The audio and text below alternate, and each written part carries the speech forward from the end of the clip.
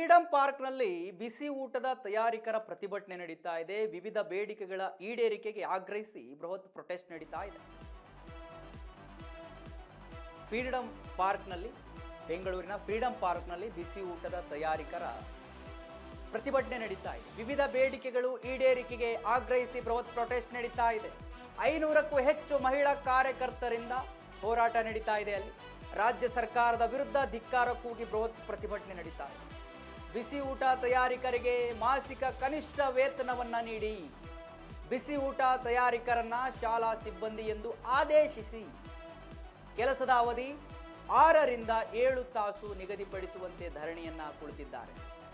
ಪ್ರತಿಭಟನಾ ಸ್ಥಳದಲ್ಲಿ ಕೆಲ ಕಾಲ ಉದ್ವಿಗ್ನ ಪರಿಸ್ಥಿತಿ ನಿರ್ಮಾಣವಾಗಿತ್ತು. ವೀಕ್ಷಕರೇ, ಪ್ರತಿಭಟನಾಕಾರರು ಪೊಲೀಸರ ನಡುವೆ ತೀವ್ರ ವಾಗ್ವಾದ ನಡೆದಿದೆ.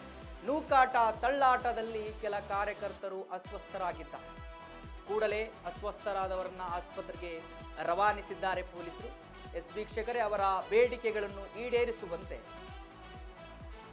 ಬಿಸಿ ಊಟದ ಕಾರ್ಯಕರ್ತರು ಪ್ರತಿಭಟನೆ ಮಾಡ್ತಾ ಇದ್ದಾರೆ. ಬೆಂಗಳೂರಿನ ಫ್ರೀಡಂ ಪಾರ್ಕ್ನಲ್ಲಿ 500ಕ್ಕೂ ಹೆಚ್ಚು ಕಾರ್ಯಕರ್ತರು ಜಮಾಗೊಂಡು ಪ್ರತಿಭಟನೆ ಮಾಡ್ತಾ ಇರು. ಅವರ ಹಲವು ಬೇಡಿಕೆಗಳಿದ್ದಾವೆ. ಅವರ ವೇತನವನ್ನ ಜಾಸ್ತಿ ಮಾಡಬೇಕು. ದೃಶ್ಯದಲ್ಲಿ ಗಮನಿಸ್ತಾ ಇದ್ದೀರಿ ನೀವು, ನೂಕಾಟ ತಳ್ಳಾಟ ಯಾವ ರೀತಿ ಆಗಿದೆ ಅಂತೇಳಿ. ಬಿಸಿ ಊಟದ ಕಾರ್ಯಕರ್ತರ ಆಕ್ರೋಶ ಅದು, ಆಕ್ರೋಶ. ಯಾಕಂತ ಹೇಳಿದ್ರೆ ಬಹಳ ವರ್ಷಗಳಿಂದ ಕೆಲಸ ಮಾಡ್ತಾ ಇರ್ತಾರೆ. ಆ ಕೆಲಸಕ್ಕೆ ತಕ್ಕಂತಹ ಪ್ರತಿಫಲ ಅವರಿಗೆ ಸಿಕ್ಕಿರೋದಿಲ್ಲ. ಮಾಸಿಕ ವೇತನ ಜಾಸ್ತಿ ಆಗಿರೋದಿಲ್ಲ. ಕೆಲಸದ ಸಮಯ ಜಾಸ್ತಿ ಇರುತ್ತೆ. ಅವರಿಗೆ ಏನು ಸರ್ಕಾರಿ ಶಾಲೆಯ ಸಿಬ್ಬಂದಿ ಅಂತ ಹೇಳಿ ಘೋಷಣೆ ಮಾಡಿರುವುದಿಲ್ಲ. ಶಾಲಾ ಸಿಬ್ಬಂದಿ ಅಂತ ಹೇಳಿ, ಬಿಸಿ ಊಟ ತಯಾರಿಕರ ಶಾಲಾ ಸಿಬ್ಬಂದಿ ಅಂತ ಹೇಳಿ ಘೋಷಣೆ ಮಾಡಿರುವುದಿಲ್ಲ. ಇವೆಲ್ಲವೂ ಕೂಡ ಬೇಡಿಕೆಯನ್ನ ಇಟ್ಟು ಪ್ರೊಟೆಸ್ಟ್ ಅನ್ನ ಮಾಡ್ತಾ ಇದ್ರು. ಬೆಂಗಳೂರಿನ ಫ್ರೀಡಂ ಪಾರ್ಕ್ನಲ್ಲಿ 500ಕ್ಕೂ ಹೆಚ್ಚು ಕಾರ್ಯಕರ್ತರು.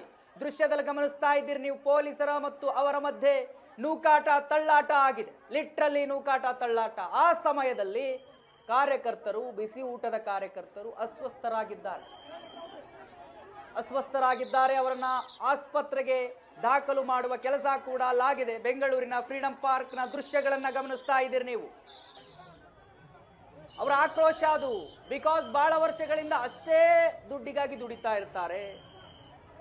ಅವರ ಕೆಲಸದ ಜಾಸ್ತಿ ಆಗಿರುತ್ತೆ, ಕೆಲಸದ ಸಮಯ ಜಾಸ್ತಿ ಆಗಿರುತ್ತೆ. ಅವೆಲ್ಲವೂ ಕೂಡ ಸರ್ಕಾರ ಗಮನಿಸಬೇಕು. ಅವರ ಸಮಸ್ಯೆಗೆ ಪರಿಹಾರ ಕೊಡುವ ಕೆಲಸವನ್ನ ಮಾಡಬೇಕು. ಅವರಿಗೆ ಎಲ್ಲವೂ ಸೂಕ್ತವಾಗಿತ್ತು ಅಂತ ಹೇಳಿದ್ರೆ ಅವರು ಬೀದಿಗೆ ಇಳಿಯೋದಿಲ್ಲ. ಅವರ ಕೆಲಸ ಅವರು ಮಾಡ್ಕೊಂಡು ಹೋಗ್ತಾರೆ. ಬಟ್ ಅವರಿಗೆ ಕೆಲಸದಲ್ಲಿ ತೊಂದರೆಗಳಿದ್ದಾವೆ. ನೀವು ಕೊಡುವಂಥ ಸಂಬಳ ಏನಿದೆ ಅವರಿಗೆ ಸಾಲ್ತಾ ಇಲ್ಲ. ಸೊ ಆ ಕಾರಣಕ್ಕೆ ಬೆಂಗಳೂರಿನ ಫ್ರೀಡಂ ಪಾರ್ಕ್ನಲ್ಲಿ ಪ್ರತಿಭಟನೆ ನಡೆದಿದೆ. ದೃಶ್ಯದಲ್ಲಿ ಗಮನಿಸ್ತಾ ಇದ್ದೀರಿ.